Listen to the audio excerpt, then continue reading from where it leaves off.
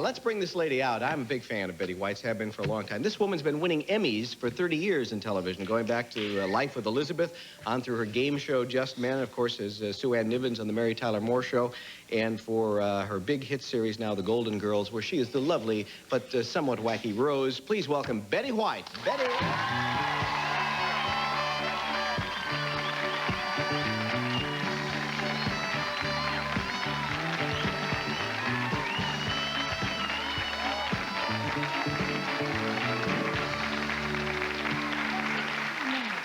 Well, that is a lot. I mean, that's an impressive array of shows. Oh, excuse me. Everything all right? No, that's fine. You're a nice, healthy puppy. Thank you. You know, when you did that, my legs started moving. I noticed that. I didn't want to mention it. Why do dogs do that? Well, perhaps I shouldn't. Maybe I've never asked them, but it's interesting. Find out if you can. Did you win? I mentioned some of the Emmys you won. Did you win one for Life with Elizabeth, too? Yeah, back in 1954. My goodness. No, so I'm celebrating my 40th year in this business, and I'm still hanging in there. You appear to be, yeah. Well, you're doing okay.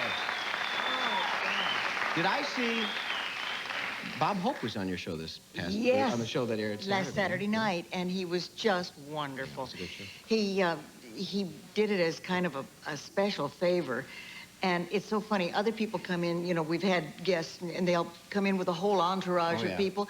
Bob just slept over there with his good friend, Elliot, and the two of them came in, and he did the first show, and then he came in and hung out with us during dinner and got notes, and then waited through the whole evening to do the show. Sometimes I think the bigger you are, the fewer people you have around you. I think that's maybe a show business truism. I'm alone.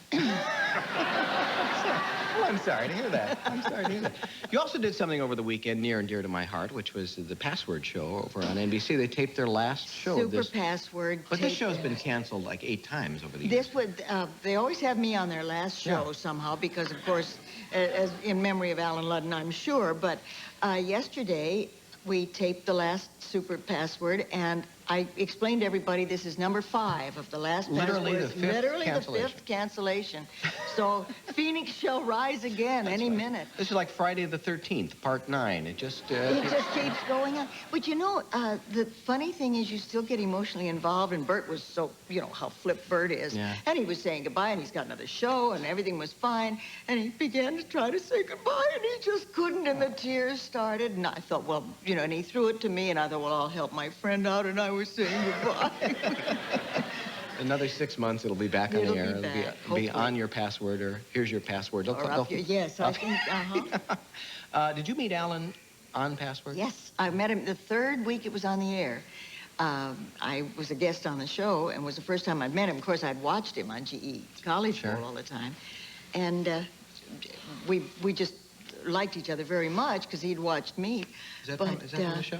Those were taken... An old publicity still with you and Alan and Jim Backus. That was before I was suddenly struck blonde.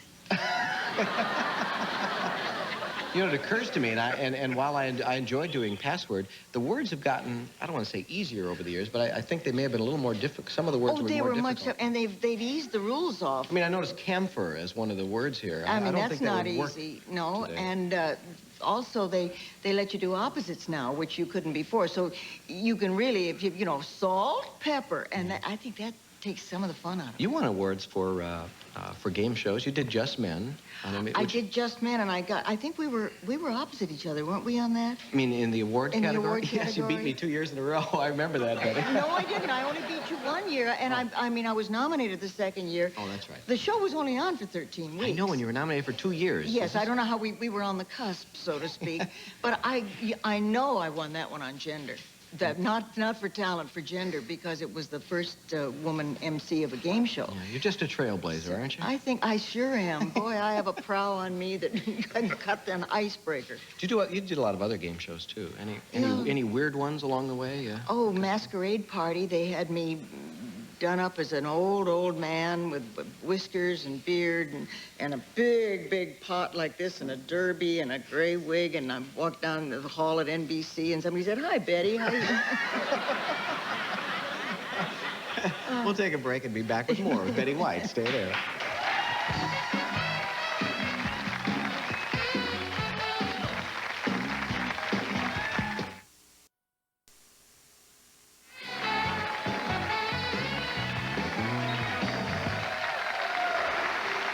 Back with Betty White. We talked about game shows. We talked about sitcoms. Have you done this kind of show? I mean, talk shows at all? Yeah, on both sides of the desk. I know you've been a guest a lot. In 1954, I had, after the Al Jarvis show, the Hollywood on Television show, my first network show was a talk show. Yeah. And so they said, well, you know, it's a half hour every single day, 5 days a week. Can you think you can hold up for that? Well, I was just coming off a show that was 5.5 hours a day, 6 days a week. Really? The Jarvis show was 5.5 hours a day? It started with Jarvis. He was, Al was there for 2 years.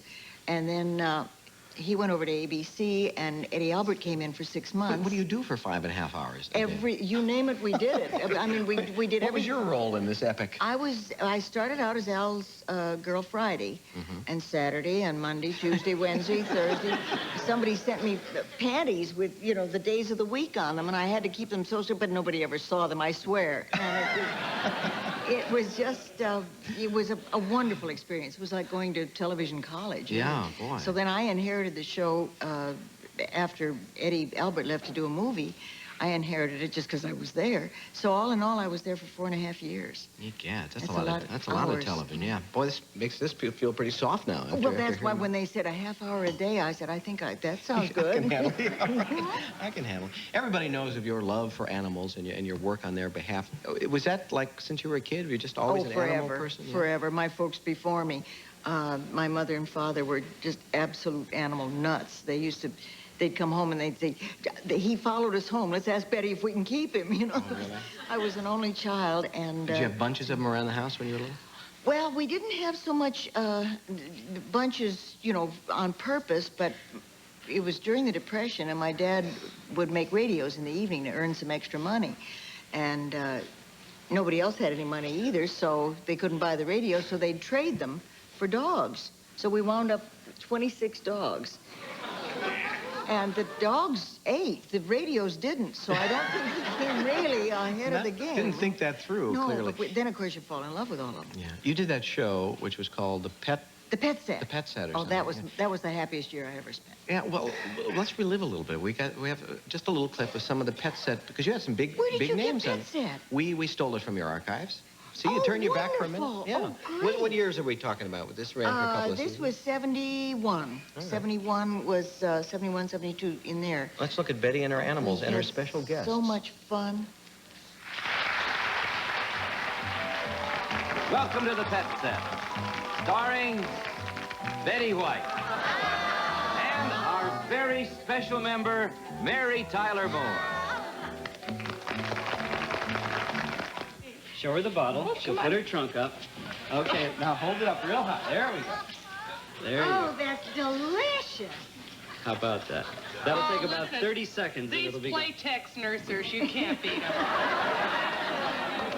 She's taking it all without getting any air. Yeah, well, she might, yeah, okay. Thank you very much. What's her name? Bandula. This is Bandula. Carol, you've got a whole new calling in life. That's hysterical. Well, don't you have to burp her? Going down Lancashire Boulevard, there was a pet store, like that terrible song, The Doggy in the Window. I saw this strange broad looking at me through a window, and I went in and bought her. Then I got the dog later. And that's how I met your grandmother. Yes. That's fun.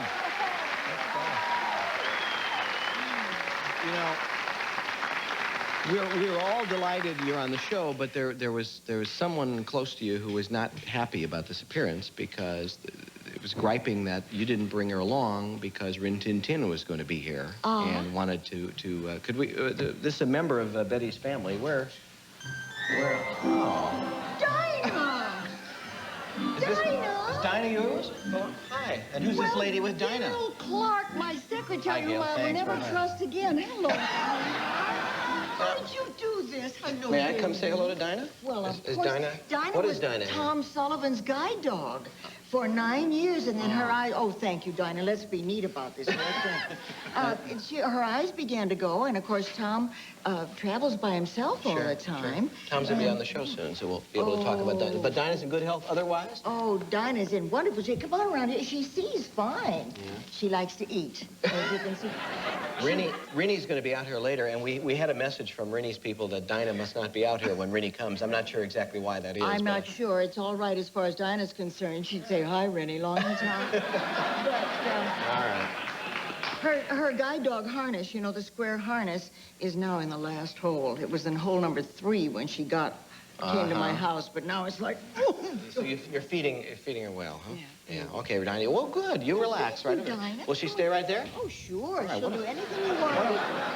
What a fine doggie you have there. Now, how many others do you have? Such a privilege this one is. I've had her for 2 years now. Who else do you have at home, animal-wise? I have a little black poodle.